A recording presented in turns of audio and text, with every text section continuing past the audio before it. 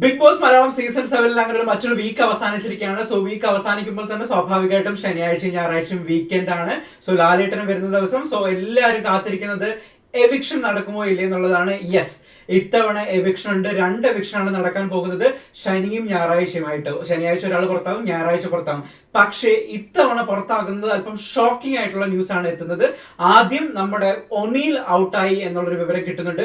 അതിനപ്പുറത്തേക്ക് രണ്ടാമത്തെ shocking news എന്ന് പറയുന്നത്, ഒരുപക്ഷെ എല്ലാവരും ടോപ്പ് 6 അല്ലെങ്കിൽ ടോപ്പ് 7 എത്താൻ കാലിബർ ഉള്ള എലിജിബിൾ ആയിട്ടുള്ള നല്ല മികച്ച പെർഫോമൻസ് ആയിരുന്നു. ഈ ഇത്രയും നന്നായിട്ട് ഗെയിം കളിക്കുക, എല്ലാ രീതിയിലും തന്റേതായ എല്ലാ കൈൻഡ് ഓഫ് കോൺട്രിബ്യൂഷനും കൊടുത്ത് നന്നായി ഗെയിം കളിച്ചുകൊണ്ടിരുന്ന ജിസയിലാണ് ഔട്ടായിരിക്കുന്നത് എന്നുള്ളൊരു ഷോക്കിംഗ് ന്യൂസ് വരുന്നുണ്ട്.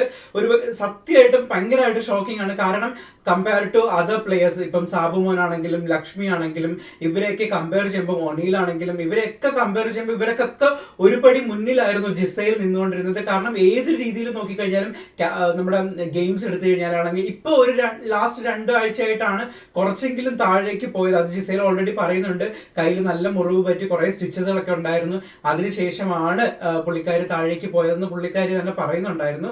പക്ഷെ അത് അല്പം ഷോക്കിംഗ് ആയിപ്പോയി. എന്തുകൊണ്ടാണ് ജനങ്ങൾ ഇങ്ങനെ വോട്ട് ചെയ്യുന്നത് എത്രത്തോളം ആലോചിച്ചിട്ട് മനസ്സിലാവുന്നില്ല. കാരണം സ്റ്റിൽ സാബുമാൻ ഒന്നും ചെയ്യുന്നില്ല എന്ന് എല്ലാവർക്കും അറിയാം. പുള്ളിക്കാരന്റെ വോട്ട്സ് ഇപ്പോഴും ഭയങ്കരമായിട്ട് അൺകൗണ്ടബിൾ ആയിട്ടുള്ള രീതിയിൽ കൂടിക്കൊണ്ടിരിക്കുന്നുണ്ട്. സോ ജിസയിൽ ഔട്ടായത് വളരെ ഷോക്കിംഗ് ആണ്. അതോടൊപ്പം തന്നെ ഒനീൽ ഔട്ടായി. O'Neill it's very lucky. കാരണം പുള്ളിക്കാരന്റെ ഫാമിലി കൊണ്ടുവരാൻ പറ്റി. നമുക്ക് എല്ലാവർക്കും പുള്ളിക്കാരന്റെ മമ്മിയെ കാണാൻ പറ്റി. മമ്മി ഭയങ്കര സ്വീറ്റ് ആൻഡ് ഷാമായിരുന്നു. സോ എന്തായാലും 2 വീക്കെൻഡ് എവിക്ഷൻ ആണ് നടന്നിരിക്കുന്നത്. സോ ജിസയിലും ഒനീലും ഈ ആഴ്ച സാറ്റർഡേ സൺഡേ ആയിട്ട് പുറത്താക്കും. ആദ്യമായിട്ടാണ് നിങ്ങൾ എന്റെ യൂട്യൂബ് ചാനൽ കാണുന്നെങ്കിൽ തീർച്ചയായിട്ടും ചാനൽ സബ്സ്ക്രൈബ് ചെയ്യാൻ മറക്കരുത്.